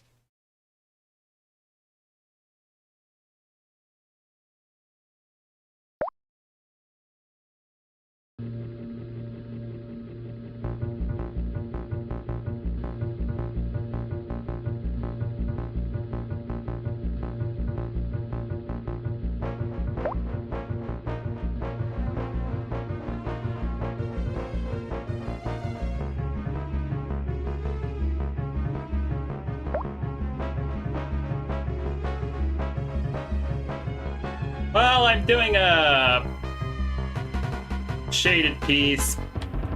I'm only really getting to the flats tonight. But shaded piece would run you about $70 if I recall correctly.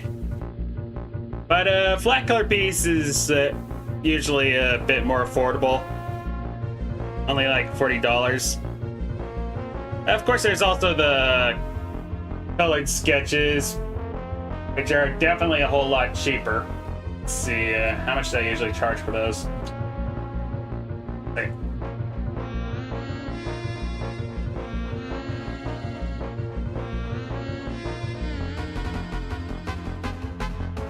Oh yeah, $16 per character.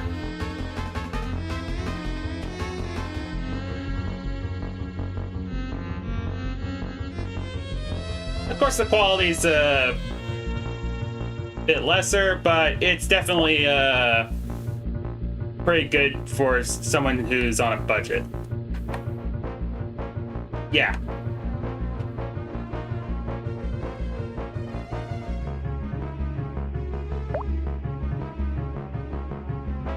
Yeah, exactly. If you want to grab one, I can go ahead and link it. Okay, 1 second.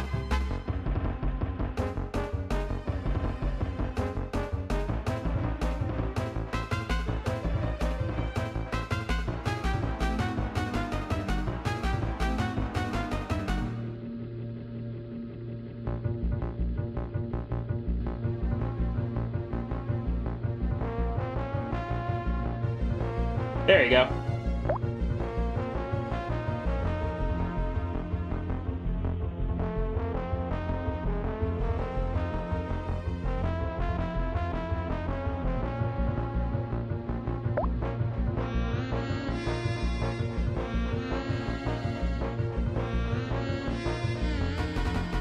No problem.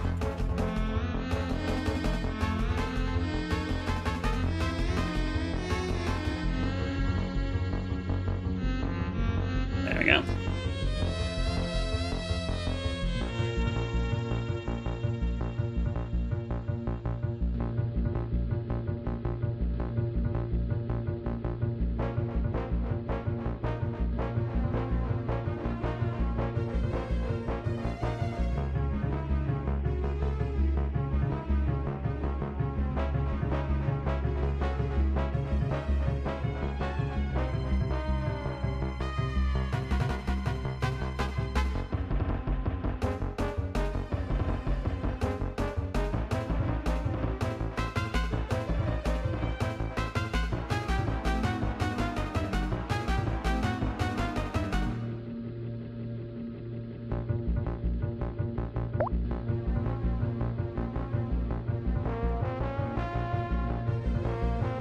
Oh, thank you.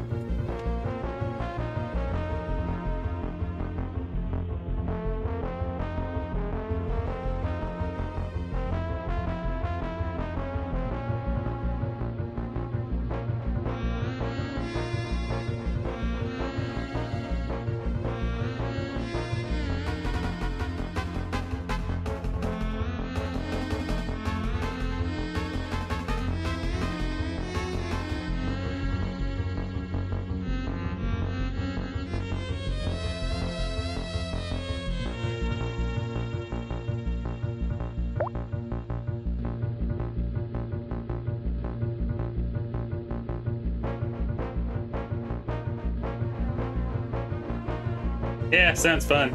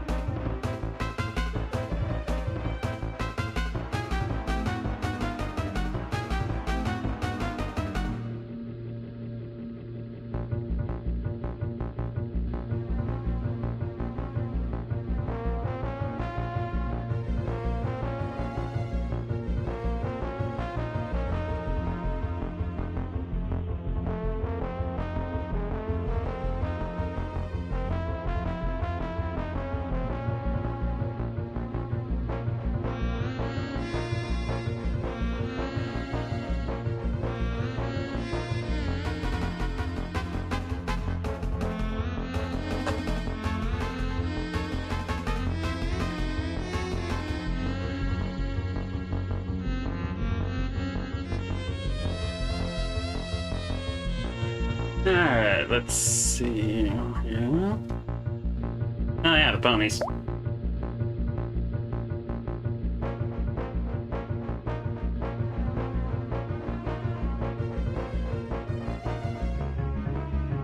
I mean, you could always ask for a trust me commission. Just send a character and ask for a creative scenario.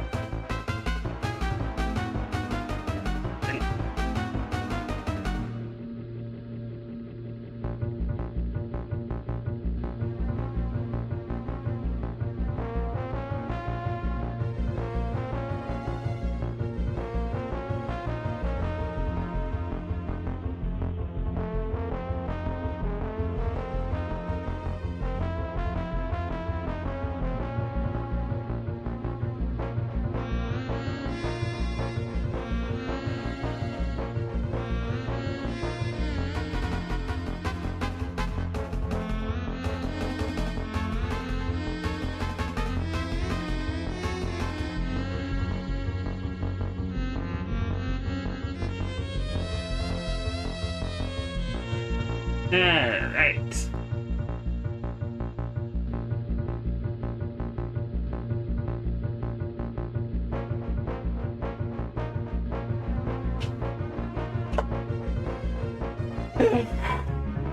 Got the flats for this done.